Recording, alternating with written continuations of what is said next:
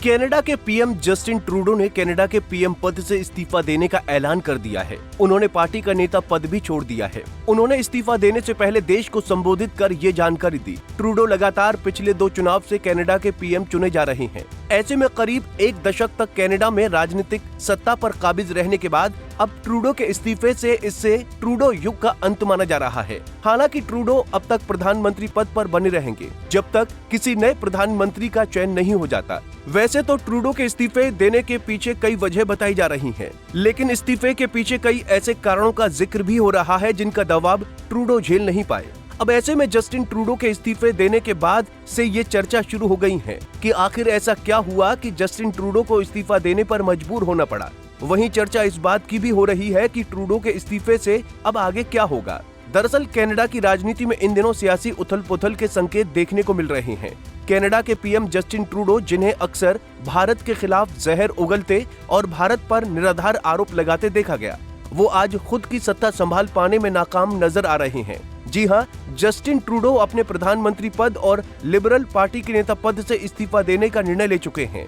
हालांकि उन्होंने कहा है कि वो कनाडा के पीएम तब तक बने रहेंगे जब तक पार्टी नए नेता को देश के प्रधानमंत्री के रूप में नहीं चुन लेती है। वहीं उनकी सरकार का कार्यकाल भी अक्टूबर 2025 तक था। अब ऐसे में उनके अचानक इस्तीफा देने का ऐलान करने से लोगों के मन में कई सवाल उठ रहे होंगे कि ट्रूडो ने इस्तीफा क्यों दिया होगा। क्या इसके पीछे कोई सोची समझी रणनीति है या फिर ये पहले से बनाया गया प्लान था। तो आपको बता दें कि ट्रूडो के अपने पद से इस्तीफा देने की घोषणा करने के पीछे कई वजह सामने आ रही हैं, जिसमें पहली और बड़ी वजह ये है कि वो ट्रंप की ट्रोलिंग अपनों की बगावत बनी वजह। अमेरिका के होने वाले राष्ट्रपति डोनाल्ड ट्रंप की तरफ से लगातार की जा रही ट्रोलिंग से परेशान थे। अमेरिका का राष्ट्रपति चुनाव जीतने के बाद ट्रंप ने जस्टिन ट्रूडो को अमेरिका के 51वें राज्य का गवर्नर कहकर संबोधित किया था। इसके अलावा ट्रंप ने कनाडा पर 25% टैरिफ लगाने की धमकी दी थी, जिससे ट्रूडो की कनाडा में काफी आलोचना हुई थी।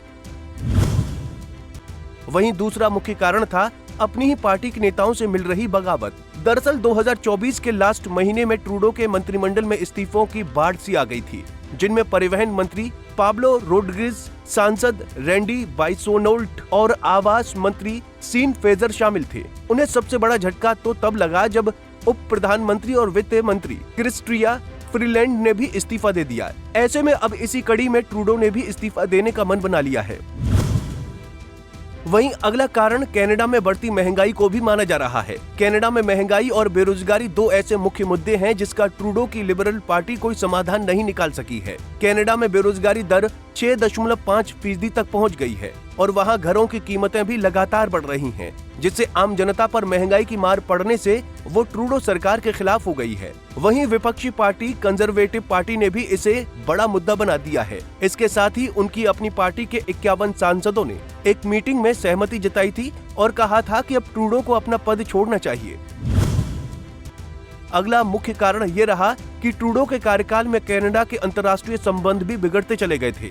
उन्होंने एक तरफ भारत को निशाना बनाकर भारत पर खालिस्तानी आतंकी निज्जर की हत्या का आरोप लगाया, वहीं दूसरी ओर इजराइल के प्रधानमंत्री नेतन्याहू के खिलाफ भी खूब बयानबाजी की।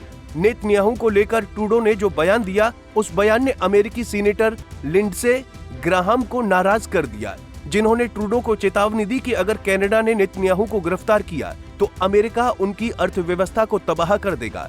इन सभी घटनाओं ने मिलकर ट्रूडो पर इतना दबाव डाला कि उन्होंने इस्तीफा देना ही उचित समझा। बहरहाल अब जस्टिन ट्रूडो के इस्तीफे से आगे क्या होगा, ये सवाल भी चर्चा का केंद्र बना हुआ है। तो आपको बता दें कि कनाडा में इसी साल अक्टूबर 2025 को आम चुनाव होने हैं।